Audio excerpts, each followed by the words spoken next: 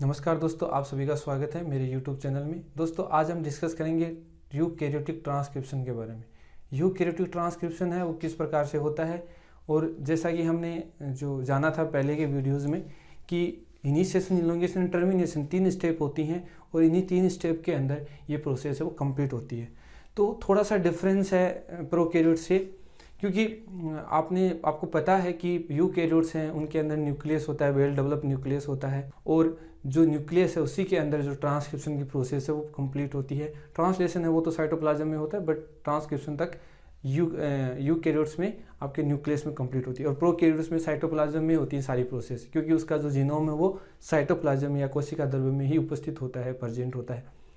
तो यहाँ पे क्या होगा कि यूकैरियोट्स में जो पॉलीमरेज है, क्योंकि आपको पता है कि डीएनए है वो तो डीएनए द्वारा ही आरएनए है उसका निर्माण होगा, ठीक है। लेकिन यहाँ पर क्या है, प्रोकैरियोट्स में तो क्या हो रहा था कि एक ही टाइप का जो आरएनए पॉलीमरेज है, ओनली वन टाइप का ही आरएनए पॉलीमरेज है, वो क्या कर रहा था, ट्रांसक्रिप्शन कर रहा था। बट यहाँ पे क्या होगा कि डिफरेंट टाइप के जो आरएनए पॉलीमरेज है वो यूज आएंगे। कैसे? यहाँ पे जो यूकैरियोटिक ट्रांसक्रिप्शन है उसमें 5 टाइप के जो आरएनए पॉलीमरेज है वो यूज आते हैं, 5 टाइप्स के। कैसे 5 टाइप्स के? कैसे? Polymerase first, polymerase second, polymerase, आप इनके पीछे आरएनए लगा सकते हो, सभी के पीछे आरएनए आएगा, थर्ड, फोर्थ और फिफ्थ। ये 5 टाइप के मुख्य जो पॉलीमरेज हैं, एंजाइम्स हैं, वो प्रेजेंट होते हैं यूकैरियोटिक सेल के अंदर। अब ये जो 5 आरएनए पॉलीमरेज है वो कैसे किस का सिंथेसिस करेंगे उनके बारे में हम डिस्कस कर लेते हैं। तो जो आरएनए पॉलीमरेज है वो किसका सिंथेसिस करेगा? आरएनए का, ठीक है। और जो पॉलीमरेज सेकेंड है वो करेगा एमआरएनए का सिंथेसिस, ये करेगा टीआरएनए का सिंथेसिस।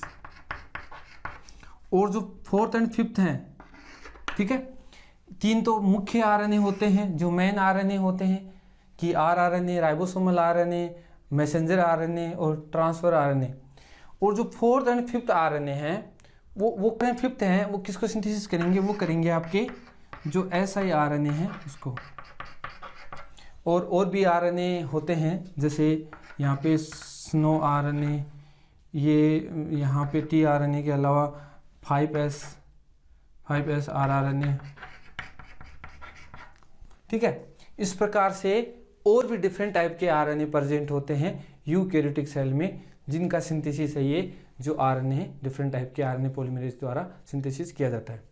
हम क्या करेंगे, इनके जो पॉलीमरेज ये है, पॉलीमरेज सेकेंड है, इसके बारे में हम डिटेल से पढ़ेंगे।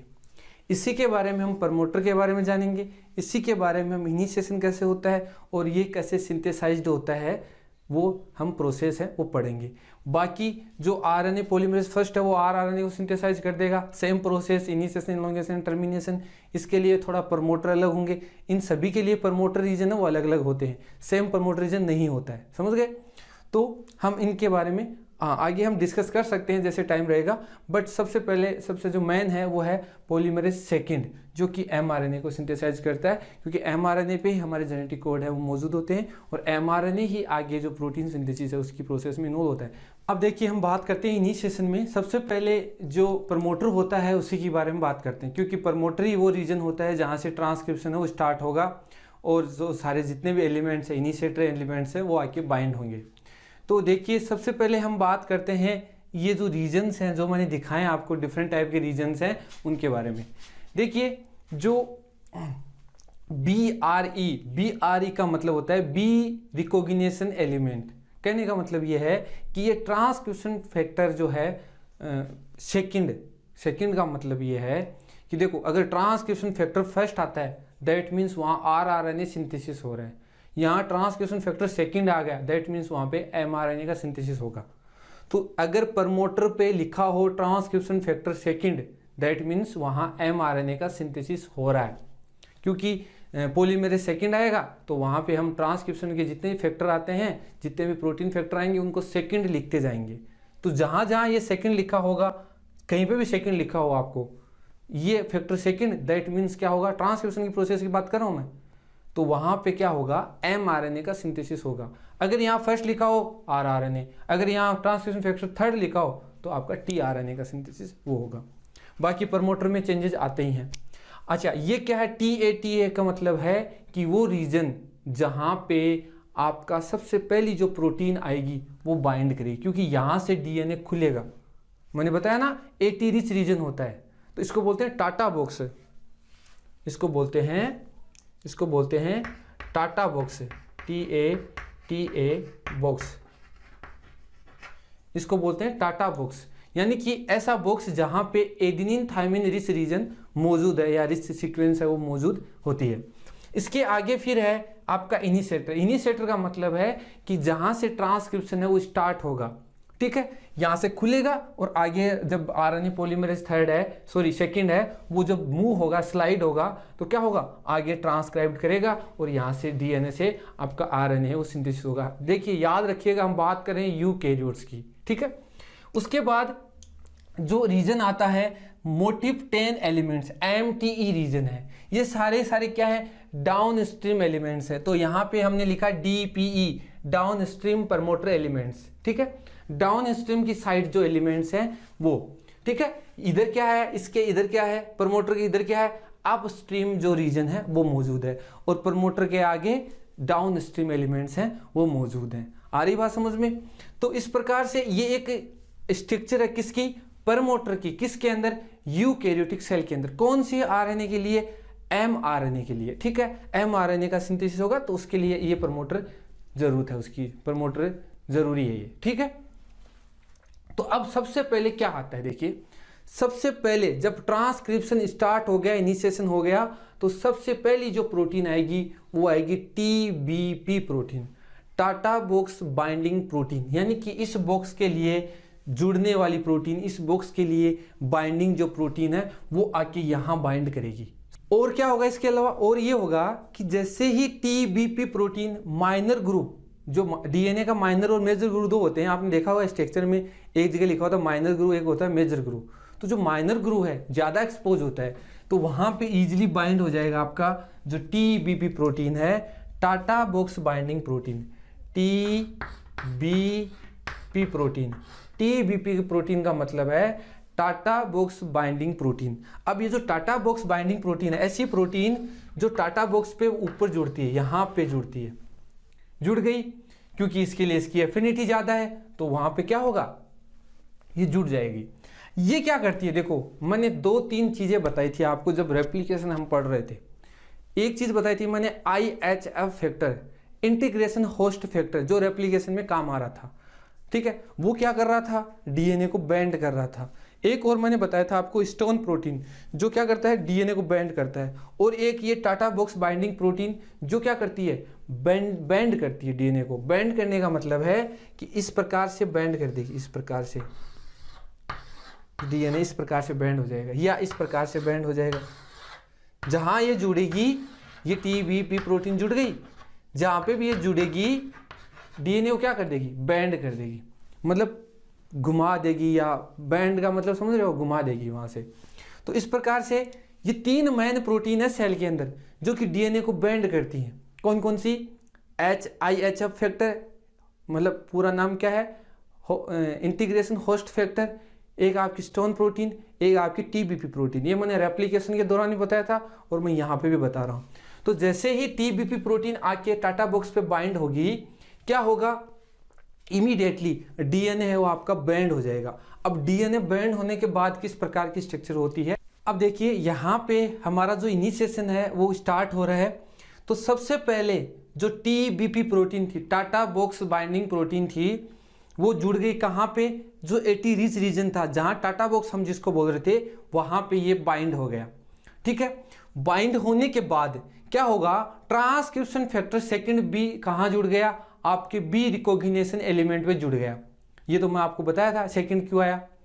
अब क्या होगा, इसके साथ जैसे TBP प्रोटीन है वो टाटा बॉक्स पे जुड़ी, तो उसके साथ एसोसिएट फैक्टर भी आएंगे, उसके साथ क्या आएंगे, एसोसिएट फैक्टर, यानी एसोसिएट का मतलब जो सहयोग करता है, जो सहयोग करेंगे उसको ट्रांसक्रिप्शन की प्रोसेस के अंदर, तो वो भी आएंगे, जिनको बोलते हैं हम TBP associate factor, TBP associate factor बोलेंगे।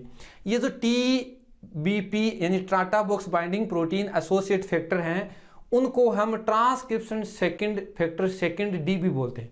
इनका दूसरा नाम क्या है, ट्रांसक्रिप्शन फैक्टर सेकंड डी भी बोलते हैं इसको, समझ गए। तो ये जैसे ही ये इस पे जुड़ा, डीएनए को बाइंड कर दिया, डीएनए को बाइंड कर दिया। अब डीएनए को बाइंड करने के बाद कौन से फैक्टर आते हैं, ट्रांसक्रिप्शन के फैक्टर बहुत सारे हैं, यूकैरियोट्स में बहुत सारे फैक्टर आएंगे अभी।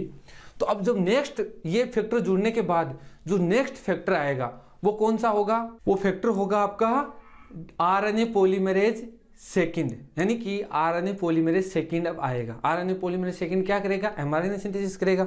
तो आरएनए पॉलीमरेज है वो यहाँ आके बाइंड हो जाएगा। ये क्या हो गया आपका आरएनए पॉलीमरेज सेकंड हो गया, ये जुड़ गया। अब इस आरएनए पॉलीमरेज सेकंड के साथ और भी फैक्टर आएंगे, transcription factor second D and transcription factor second H. ये दो फैक्टर और आके इस पे बाइंड होंगे, किस पे, आपके पॉलीमरेज के साथ। जो पॉलीमरेज आया यहाँ बाइंड किया, तो इसके साथ दो फैक्टर और आएंगे, transcription factor D and transcription factor H आके इस पे बाइंड करेंगे, समझ गए। दो फैक्टर इसके साथ और आएंगे। ये बाइंड होने के बाद देखो ये फैक्टर करेंगे क्या, मेन जो इनका इंपॉर्टेंस है वो क्या है, देखिए। अब देखिए जो एच की 12 सब यूनिट्स हैं, इनमें से एक तो करेगी काइनेज एक्टिविटी, एक करेगी हेलिकेज एक्टिविटी, और एक 10 बच गई ना, 12 है तो 10 बच गई। 10 क्या करेंगी, डीएनए को रिपेयर करने के काम आएगी।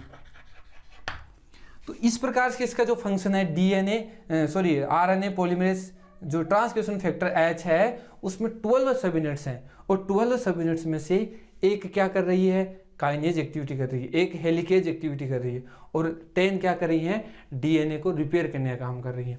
तो हेलिकेज और काइनेज दो एक्टिविटी होंगी यहाँ। हेलिकेज एक्टिविटी से तो क्या होगा, डीएनए खुलेगा, ठीक है। काइनेज एक्टिविटी से क्या होगा, फॉस्फोराइलेशन होगा, फॉस्फेट जुड़ेगा हटेगा, है ना। और इसके बाद जो पॉलीमरेज है वो क्या करेगा, पॉलीमराइजेशन की एक्टिविटी वो करेगा। तो ये सब यूनिट्स होती है, मैंने थोड़ा सा डीपली बता दिया, लेकिन ये बहुत ही क्लियर, अगर माइंड में क्लियरिटी लाना चाहते हो तो ये सारी चीजें आपको समझनी पड़ेगी, समझ गए। तो ये क्या है, ये फैक्टर हैं सारे। ये है आपका आरएनए पॉलीमरेज सेकंड है ये, ठीक है। और ये सेकंड मैंने क्यों लगाया, क्योंकि पॉलीमरेज सेकंड है, एच और ये सब यूनिट्स हैं, समझ गए। तो ये इनकी सब यूनिट्स मौजूद होती है। अब देखिए जो आरएनए पॉलीमरेज है, वो आरएनए पॉलीमरेज जो सेकंड है उसका जो स्ट्रक्चर है इस प्रकार से स्ट्रक्चर होता है, और इसके पीछे एक टेल होती है, उस टेल पे प्रोलीन रिच होती है वो, इसलिए ये क्या होगी, प्रोलीन रिच होगी तो लीनियरिटी को शो करेगी ज्यादा। लीनियर और प्रोलीन अमाइनो एसिड है वो क्या होता है, इजीली हेलिकल स्ट्रक्चर में नहीं आ पाता है, तो ये लीनियरिटी शो करेगा। प्रोलीन जो अमीनो एसिड है, तो प्रोलीन रिच जो टेल है वो होती है किसकी, आपके जो पॉलीमरेज सेकंड है, जो एंजाइम है जो कि ट्रांसक्रिप्शन की प्रोसेस को कर रहा है, उसके अंदर इस टेल में प्रोलीन रिच रीजन यानी प्रोलीन ज्यादा होगा इस डोमेन के अंदर, ठीक है, जो टेल रीजन होगा। अब देखिए जो पॉलीमरेज है जो भी जुड़ा हुआ है आपके डीएनए के ऊपर, होता क्या है कि इसकी जो टेल है इसमें थ्रियोनिन होते हैं, है ना, टायरोसिन भी होता है, ये अमाइनो एसिड भी इसमें मौजूद होते हैं। होता क्या है कि ये जो इसकी टेल है ये इनके साथ एकदम से कॉम्प्लेक्स बना के रखती है। मैं अब कॉम्प्लेक्स अगर चौक से बनाऊंगा तो आपको बहुत ही ज़्यादा कॉम्प्लेक्सिटी हो जाएगी। तो इस डायग्राम में आप ये समझिए कि इनको सबको लपेटे हुई है, ये जो इसकी पहुँच है ये इसको सभी को लपेटे हुई है। अब इनको लपेट लिया, लपेटने के बाद क्या होता है कि मैंने आपको ये बताया कि जो एच है वो क्या करता है, काइनेज एक्टिविटी करता है। जब काइनेज एक्टिविटी होगी तो क्या होगा, फॉस्फोराइलेशन यानी कि फॉस्फेट जुड़ेगा। अब इसकी टेल पे फॉस्फेट जैसे ही जुड़ेगा, इसकी टेल पे फॉस्फेट जुड़ गया क्योंकि काइनेज एक्टिविटी हो गई। अब काइनेज एक्टिविटी से क्या होगा, फोस्फेट जुड़ने के बाद ये जो कॉम्प्लेक्स है पूरा पूरा इन पे लपेटे हुए था, ये जो टेल लपेटी हुई थी वो खुल जाएगी। खुलने के बाद क्या होगा कि TBP protein, TATA box binding protein है, और ये जो फैक्टर हैं वो डिसोसिएट हो जाएंगे, यानी कि हट जाएंगे, आपके DNA के स्टैंड से हट जाएंगे। तो मैं एक बार रिपीट कर देता हूं कि देखिए, सबसे पहले आके जुड़ा आपका जो सबसे पहले TBP प्रोटीन जुड़ा। TBP प्रोटीन कहाँ जुड़ा? ये टाटा बॉक्स पे जुड़ा, क्योंकि इसका नाम ही टाटा बॉक्स बाइंडिंग प्रोटीन है। जैसे ही ये टाटा बॉक्स पे जुड़ा, DNA को बाइंड कर दिया, इस प्रकार से कर दिया DNA को। DNA के कहाँ, किस रीजन पे जुड़ेगा? ये माइनर ग्रुप पे जुड़ेगा। Major group, minor group DNA के ऊपर होते हैं, आपको पता ही है ये। अब ये माइनर ग्रुप पे जुड़ गया तो इसके साथ ही क्या होगा, एक और फैक्टर आएंगे, TATA box binding associate factor, जो टाटा बॉक्स बाइंडिंग प्रोटीन के एसोसिएट फैक्टर हैं वो आके जुड़ेंगे। इनको ट्रांसक्रिप्शन सेकेंड DB बोलते हैं, ट्रांसक्रिप्शन फैक्टर सेकेंड DB बोलते हैं। उसके बाद क्या होगा, आपका transcription factor second B, D, H ये फैक्टर भी आके जुड़ेंगे। किस रीजन पे? प्रमोटर रीजन पे।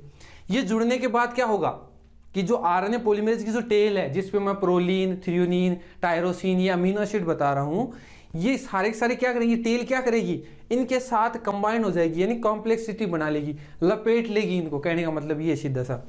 तो उसके बाद क्या होता है, मैंने यहाँ आपको बहुत सारी सब यूनिट्स बताई थी इनकी, कि जो आपका ये फैक्टर B है, इसकी 4 सब यूनिट होती हैं, H की 12 होती हैं, पॉलीमरेज की भी 12 होती हैं, ठीक है, इसकी 10 होती है। तो H है, इसकी जो 12 है उनमें से एक एक तो काइनेज एक्टिविटी और एल्केज एक्टिविटी करेगी। और जो 10 सब यूनिट्स हैं, जो 10 सब यूनिट बची हैं, वो 10 सब यूनिट क्या करेंगी, DNA के रिपेयर सिस्टम में इन्वॉल्व होती है। तो इस प्रकार से ये जो हेलिकेज जो मैंने बताई सब यूनिट, ये यहाँ हेलिकेज एक्टिविटी करेगी। जब हेलिकेज एक्टिविटी करेगी तो क्या होगा कि यहाँ पे फोस्फोराइलेशन होगा। हेलिकेज एक्टिविटी करेगी तो एक तो खुलेगा DNA, और काइनेज एक्टिविटी से फोस्फोराइलेशन होगा, काइनेज एक्टिविटी से फोस्फेट जुड़ेंगे। तो इस टेल पे जैसे लपेटे हुई है सबको, इस टेल पे, इस पॉलीमरेज की जो टेल है, ये पॉलीमरेज है, इसकी ये टेल है सफेद वाली, तो इस पे जगह जगह पे फोस्फेट ऐड हो जाएंगे। फोस्फेट ऐड होती है, ये जिनको लपेटी हुई थी उनको खोल देगी। खोलने से क्या होगा, ये सारे फैक्टर जो H, D, रे है ना, ये डिसोसिएट हो जाएंगे। बचेगा कौन? आपका ओनली पॉलीमरेज बचेगा, प्लस जो ये आपका ट्रांसक्रिप्शन फैक्टर सेकेंड, ये जो है आपका पॉलीमरेज सेकेंड है वो बचेगा, और इसकी ये टेल बचेगी। समझ गए?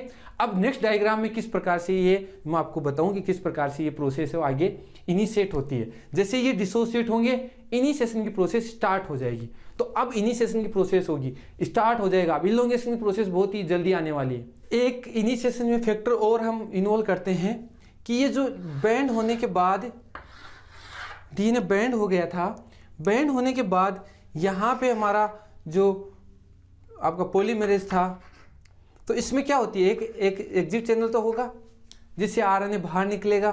तो यहाँ पे क्या होता है कि जो BRE रीजन था उस पे क्या था, ट्रांसक्रिप्शन फैक्टर सेकेंड B जुड़ा हुआ था। ये ट्रांसक्रिप्शन सेकेंड B है, ये इस चैनल को ब्लॉक कर देगा, और ब्लॉक करने के बाद क्या होगा, अबॉर्ट हो जाएगा। अबॉर्ट होने का मतलब है ट्रांसक्रिप्शन है वो होगा ही नहीं। क्यों नहीं होगा? क्योंकि इस चैनल को ब्लॉक कर दिया तो पॉलीमरेज आगे नहीं खिसकेगा और डिसोसिएट हो जाएगा, DNA की स्टैंड से ही हट जाएगा। अब हटने से क्या होगा, ट्रांसक्रिप्शन प्रोसेस नहीं होगी, तो ये बार बार अबॉर्ट होता जाएगा। अब दोबारा से ये ट्रांसक्रिप्शन कैसे होगा, यानी कि ये कैसे हटेगा और फिर कैसे कंटिन्यूस होगा, ये प्रोसेस अभी तक अननोन है, पता ही नहीं किसी को। समझ गए? तो यहाँ तक था अपना इनिशिएशन। अब नेक्स्ट क्लास में या नेक्स्ट वीडियो में पढ़ेंगे हम इलोंगेशन की प्रोसेस। ठीक है दोस्तों, हम इलोंगेशन की प्रोसेस और टर्मिनेशन की प्रोसेस के साथ एक बार दोबारा से आपसे रूबरू होंगे। तब तक के लिए धन्यवाद। जय हिंद।